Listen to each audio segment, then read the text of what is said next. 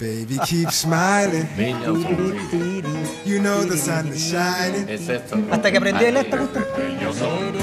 Bueno, no era tanto, no mucho aprendí. No tengo el swing de Pamela Giles, ¿sí? Me gusta mi música. ¿Sí? Compay Segundo, han preguntado harto de quién es esta canción. Pero Carlos Puebla la cantaba originalmente. Carlos Puebla, el cantante de la revolución. Don Carlos Sí, Puebla. compañero. Este cantaba hasta siempre comandante. Hasta siempre comandante. Pero ¿cómo no va a ser lindo? Mira, si lo único que dice es ella sonríe, es eso lo que vale. Ella sonríe, es eso lo que vale. Nada más. Es tan importante sonreír. Muy bien, pero también es importante recordar, reflexionar para entender el futuro. Hay que saber mucho también del pasado.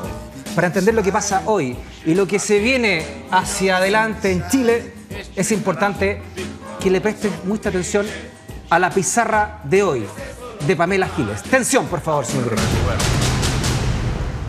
Pamela Giles.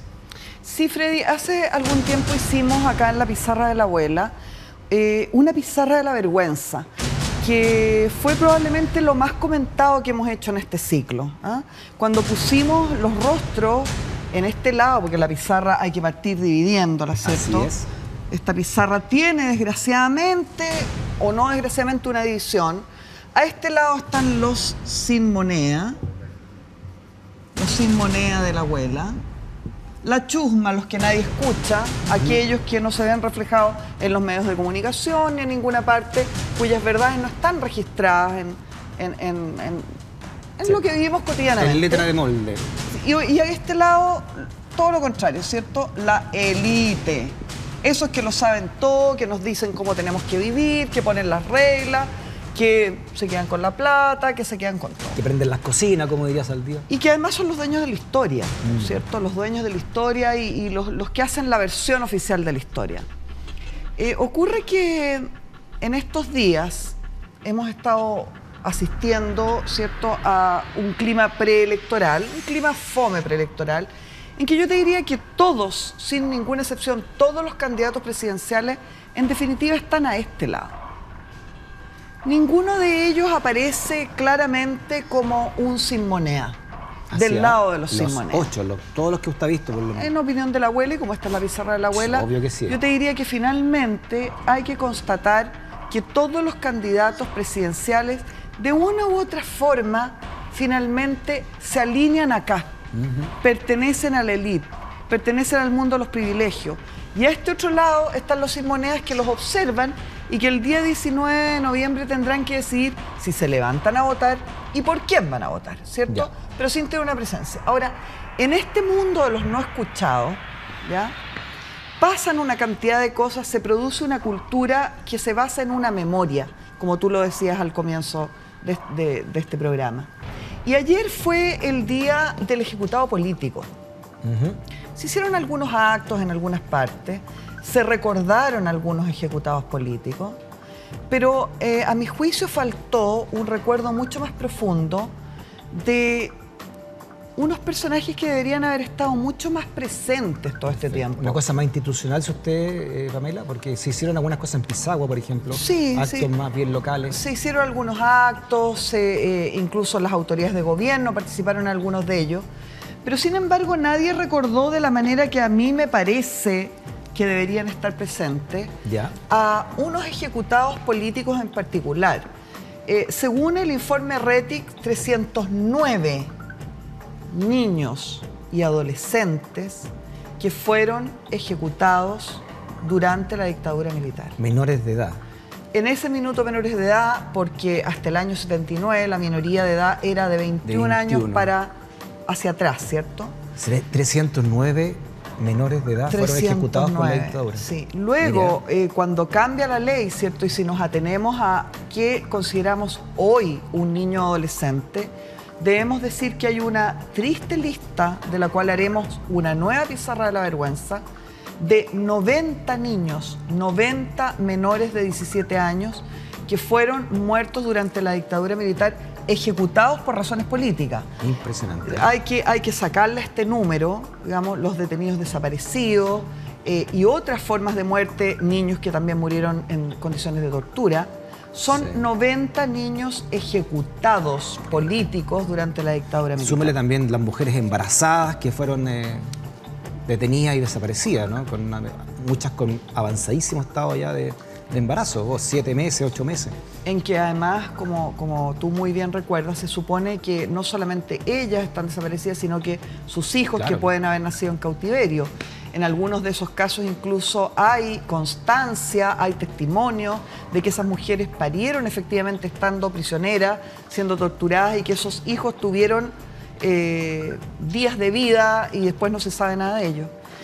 En esta lista terrible, vergonzosa, Freddy, hay algunos niños en los que, por la época y porque se trataba en su enorme mayoría de niños pobres, no de familias pudientes, no de este lado, del lado de los sin monedas justamente, hay algunos niños sobre los cuales no hay fotografías.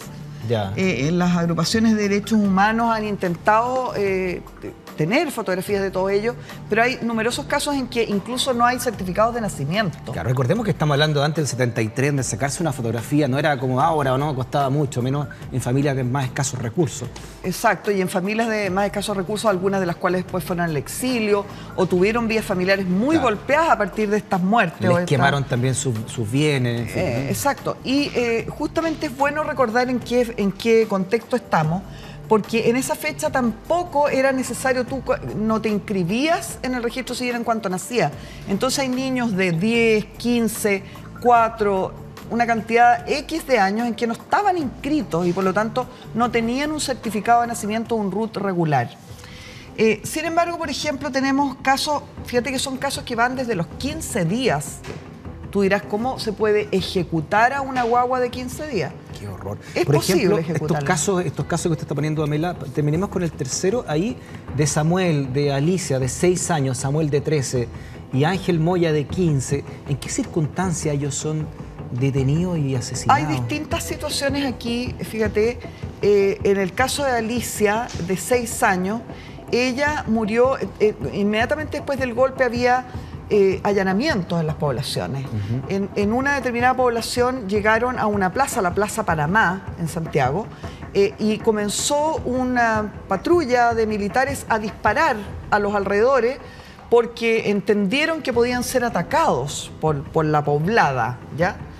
Sobre esto tampoco hay versiones que sean... La mayoría de estos casos se han retrasado mucho en llegar a la justicia. En esa balacera, en esa Plaza Panamá, le llega un balazo a Alicia Aguilar Carvajal, que tenía solo 6 años, ¿ya?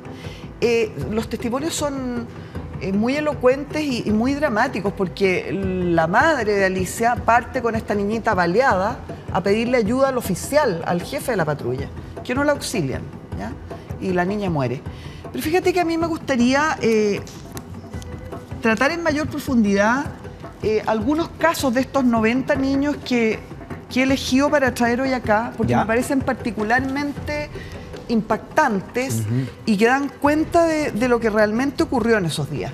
Está el caso de Rodrigo Javier Palma Moraga, de 8 años, son chiquititos, y de Jimmy Christie Bossi, de 7 años. Que tú dices, ¿cómo puede ser posible? ¿Qué puede haber ocurrido aquí? ¿Ya?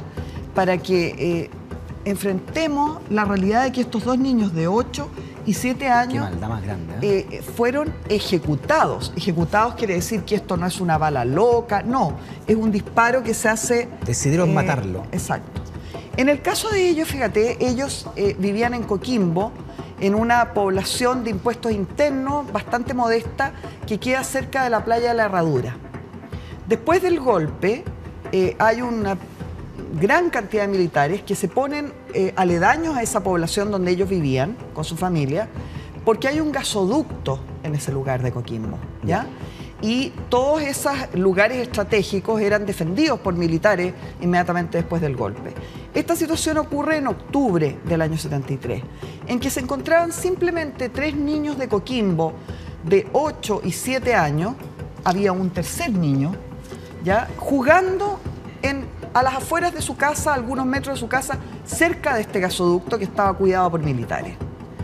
Llega el padre del tercer niño, ve que están jugando y le dice a su hijo que se vaya a tomar once a la casa.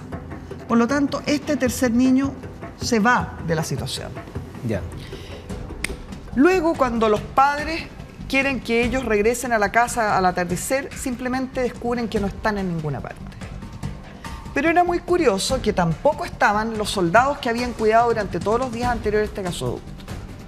Bueno, con los años, con una investigación profunda, comienza a quedar claro qué fue lo que sucedió, Freddy, en este caso, ¿ya? Hay que decir que este caso es particularmente dramático porque los padres, y no solo los padres, todos los vecinos de esa población salieron día tras día a buscar a los niños y no los encontraron en ninguna parte. También preguntaban por qué habían desaparecido los militares del gasoducto. Y curiosamente comenzaron los militares a cargo de ese sector ¿Ya? a tomar preso a los padres. A los padres de estos niños. A los padres de estos niños y a los vecinos que los ayudaban a buscarlos. Los toman presos en... ¿Por qué te digo que comienzan a tomarlos presos? Porque los toman presos en numerosas oportunidades.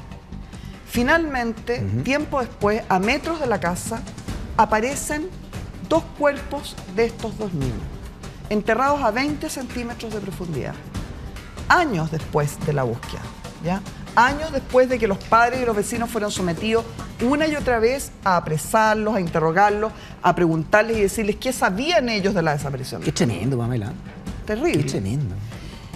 ¿Quiénes están detrás de esto, según ha logrado? ¿Por qué lo habrían...? ¿Se supo los motivos de haberlos matado a estos niñitos que estaban jugando en la calle? Bueno, en realidad no habría motivos posibles, ¿cierto? Pero lo que sí se supo, por las autopsias que se le hicieron a los cuerpos de los niños, ¿Ya? es que ambos tenían balas de guerra, balas militares, que destruyeron sus cabezas. Claro, cuando le pregunto el motivo es que si jugaron en el tiro al blanco con ellos, Bueno, ¿qué maldad hay detrás de esto? qué ¿no? terrible lo que me dice Freddy, porque efectivamente una de las hipótesis en este caso es que los militares que estaban cuidando el gasoducto, que queda a una cierta altura, ¿Ya? dispararon a estos niños haciendo el tiro al blanco. No le puedo creer. Justamente. Ahora, ¿quiénes son los responsables de esta situación? La justicia no termina, por supuesto, de esclarecerlo aún. Sin embargo, ya se sabe que quienes dispararon a estos pequeños cuerpos fueron del regimiento Arica, ubicado en La Serena, que eran los que custodiaban este gasoducto. ¿Quién estaba a cargo del regimiento Arica? Ariosto Apóstol, ¿ya? ¿Quién era el ayudante de Ariosto Apóstol, que por supuesto debió conocer estos hechos en su época? Mira, Juan Emilio Echagüe llegó a ser comandante en jefe del ejército. Y era el ayudante, por lo tanto, ambos a cargo de cualquier situación. Estamos en un periodo de guerra, estamos con toque de queda en el momento de la muerte de estos niños, ¿ya? Y este personaje, Osvaldo Pinchetti, lamentablemente no tenemos una foto de él, que fue el que dirigía la patrulla que cuidaba el gasoducto y quien además tomó preso en reiteradas oportunidades a vecinos y niños. Claro, recordemos también como parte antecedente, Pamela, que cuando hay estado de sitio, a las nuevas generaciones, ¿no?, que no lo conocieron, no podía salir nadie de la casa. En el fondo, un arresto domiciliario para todo Chile. Exactamente. Solamente militares y personal autorizado podían andar por las calles después de cierta hora. Bueno, así que trabajaban estos tipos en la más clara impunidad. Claro, y tú te preguntas, ¿qué puede hacer que alguien asesine a dos niños de esta edad? Que no puede haber una razón política propiamente tal, pero además, ¿qué puede hacer que encubra a los asesinos todo este barataje, ¿cierto? Fíjate que me gustaría... Porque esto está en el informe Rettig. Esto está, por supuesto, en el informe Rettig y todo lo que yo te estoy diciendo está completamente corroborado. Lamentablemente, la justicia no ha terminado de cerrar este caso. Esas personas que yo te nombro están llamadas a declarar, pero todavía no está resuelta la situación. Eso ya más que maldad es perversión, ¿no? Tratar de apuntarle a unos niños jugando. Como lo es también la situación de Carlos Fariña Ollarse, que tenía 13 años, cuando llega una patrulla de militares a su casa, lo sacan de su cama, le pegan culatazos en todo el cuerpo delante de su madre y sus dos hermanos. Uno de ellos va a ser muy importante, su hermano Iván, que en ese momento tenía 3 años. 3 años. 3 años, pero que es Freddy, la persona que ha seguido buscando saber qué fue lo que sucedió con su hermano hasta hoy, ¿ya? lo llevan a Carlos Fariña de 13 años a una cancha junto con todos los hombres de la población, con su madre rogando, pidiendo que lo dejaran en libertad. A mí me gustaría leerte, si me lo permite, claro, un testimonio, una parte de un reportaje del diario La Nación, que yo creo que describe muy bien la situación. A este niño, después de varias horas, se lo llevaron hacia un lugar desconocido. Y aquí se describen estos hechos. En medio de la noche de octubre de 1973, iluminada solo por los focos del camión, el niño miró al oficial y gritó que no quería morir. Enrique Erasmo Sandoval Arancibia, Pete el Negro, ordenó a 2 soldados que lo pusieran de espalda porque no lo quería mirar. El niño siguió pidiendo clemencia. El oficial levantó su pistola Steyr y le dio 4 tiros en la cabeza. Luego un conscripto roció el cuerpo con combustible y el oficial del regimiento Yungay encendió un fósforo y lo tiró encima. La llamarada alumbró los rostros de espanto de los soldados, que se taparon la cara para que el hedor de la carne abrasada no se les metiera como recuerdo imborrable en el alma. Pete el Negro permaneció imperturbable. Nadie dijo nada. Cavaron rápido la sepultura clandestina en el sitio despoblado. Esta es la descripción a partir de hechos reales que han sido corroborados por la justicia de lo que ocurrió con este niño de 13 años, cuyo cuerpo fue, no solo le dispararon en la cabeza, ¿cierto? Hay un autor que es este señor, Enrique Sandoval Arancibia, Pete el Negro. Este es un personaje bastante conocido en los servicios de seguridad, que cuando fue detenido finalmente, después de años y años de búsqueda de este hermano menor de Carlos Fariña, Iván, que tenía solo 3 años en el momento ocurridos los hechos, y que sin embargo creció para buscar el destino de su hermano. Claro. Enrique Sandoval Arancibia estaba trabajando en la municipalidad como en el área de seguridad en la municipalidad de Providencia, con el alcalde Lavé. En ese periodo también es detenido. vinculado a la DINA. También vinculado a la DINA, y que además cuando fue detenido Pete el Negro, sale a protegerlo públicamente Lavé. ¿Y este salvaje qué pasa con ahora? ¿Con él? ¿Está preso? ¿Está libre? Él tuvo una condena, me parece, si mal no recuerdo, de 16 años, ¿ya? Que me da la impresión de que todavía no se hace efectiva, ¿ya? Quiero decirte que antes de que sucediera esto, que es relativamente reciente, cuando Lavé estaba en la alcaldía de Providencia, se le preguntó al ministro del Interior de la época, porque quiero decirte que Carlos Fariña Oyarse, su padre había muerto 1 año antes de estos hechos, ¿ya? Y su madre estaba gravemente enferma de cáncer. Ellos son de La Pincoya. Todo esto que te cuento sucedió en la población de La Pincoya. Y su madre, a pesar de que tenía un cáncer muy avanzado, lo busca durante los 2 años siguientes de vida que le quedan. Pues finalmente esta señora muere sin saber qué le pasó a su hijo. Y en ese tiempo ella logra, por su insistencia, a pesar de que era una mujer muy humilde, que se haga una petición al Ministerio del Interior por escrito, preguntando por la desaparición de este niño, ¿ya? Ya. El ministro del Interior de la época, Óscar Bonilla, dice que este niño no existe, que este niño nunca ha sido detenido. Este niño fue detenido delante de toda una población. Claro, con todos sus testigos ahí. ¿Ya? Y hay numerosos testigos, además de la forma de la muerte, que es lo que yo te acabo de leer. Porque en ese momento se convirtió Carlos Fariña en uno de los menores ejecutados políticos de la dictadura, con una mayor cantidad de testigos respecto de cómo fue su muerte. También se le pidió explicación al que comandaba la patrulla militar que esa noche fue a la población de La Pincoya, que es en ese momento Mayor Donato López. Todos ellos, por supuesto, se han hecho los desentendidos. ¿Y este era el jefe directo de este, exacto, de este Pete el Negro? De Pete el Negro, que es el ejecutor directo, ¿ya?, de la muerte de este niño. Y por si el horror no fuera suficiente, Freddy, y nuestra idea, por supuesto, no es llenar esta pizarra de horror, es rendir simplemente un merecido homenaje a unos chiquititos, a unos niños. Es importante recordar siempre esto, Pamela. Y particularmente cuando se trata de niños, o sea, si es que todos rasgamos vestiduras, ¿cierto?, respecto de lo que pasa en el Sename, por ejemplo. Y para qué decir la gente que supone que está por la vida en este país, que ni siquiera son capaces de recordar a estos niños pobres, por supuesto, que sufrieron esta situación. Sí. Yo quiero terminar la pizarra de hoy, Nos fíjate. quedan 5 minutos, pero terminemos con esas cartas que tiene Pamela, porque Quiero terminar la pizarra de hoy contándote un caso que probablemente es para mí particularmente emblemático. Siempre este ha sido un caso que me conmueve mucho. Y es el caso de esta niña, Elizabeth Leonías Díaz, que tenía 14 años en el momento en que fue ejecutada y se convirtió en ejecutada política, pero que además estaba embarazada de 6 meses, casi 7 meses. Mira. ¿Ya?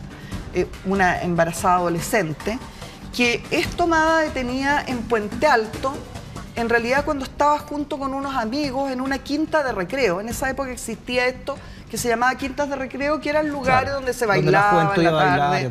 Claro. Esta muchacha estaba junto con una cantidad de amigos y llega a detenerla Carabineros. Ya. Carabineros la lleva primero a una comisaría de Puente Alto, donde no son ingresados legalmente ninguno de ellos. Luego la llevan a la comisaría que hasta ahora está en Chiloé. Y por alguna razón inexplicable, ¿ya?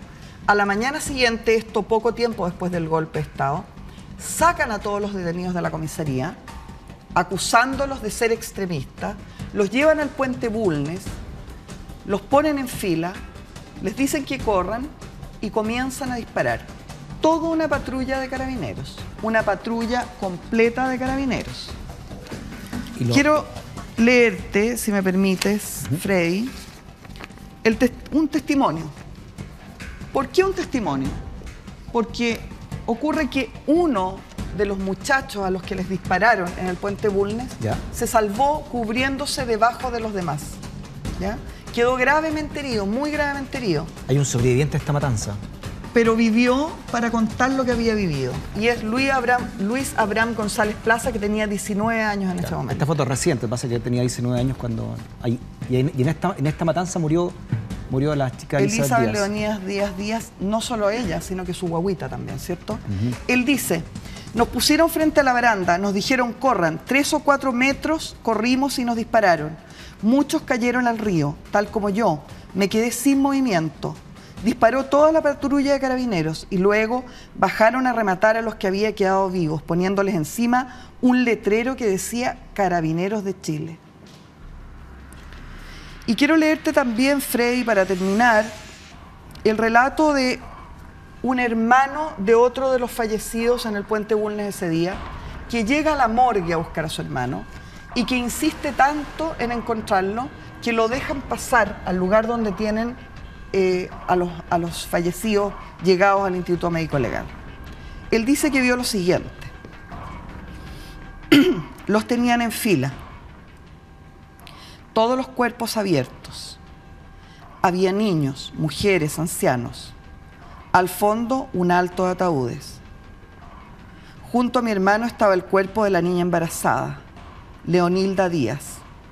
Tenía el vientre abierto y su guagua estaba al lado, todavía con el cordón umbilical. La criatura también tenía heridas de bala.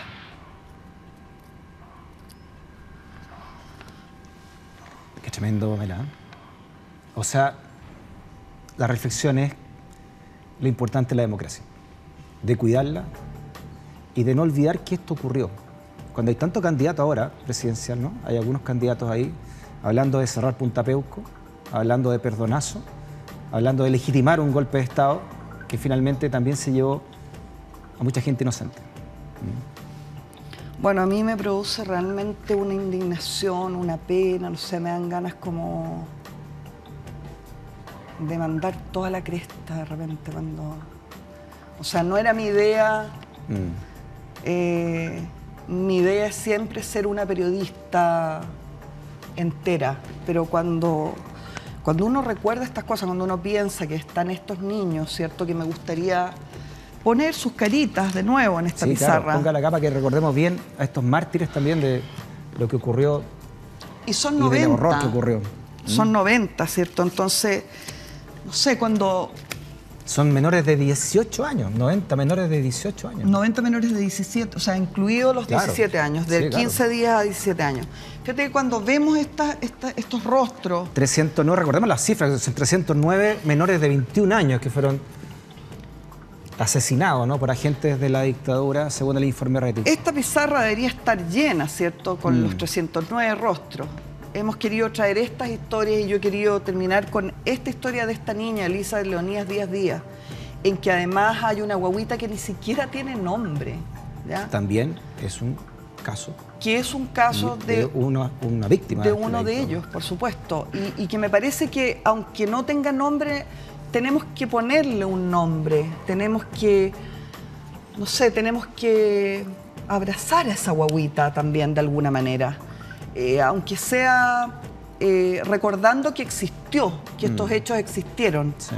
Que no porque los neguemos o porque se haga como que no existe, no están estas historias, estas biografías dramáticas de estos niños que no habían hecho absolutamente nada, que estaban jugando en la calle o reuniéndose con amigos o durmiendo en su cama o en una plaza y que fueron ejecutados políticos de la dictadura.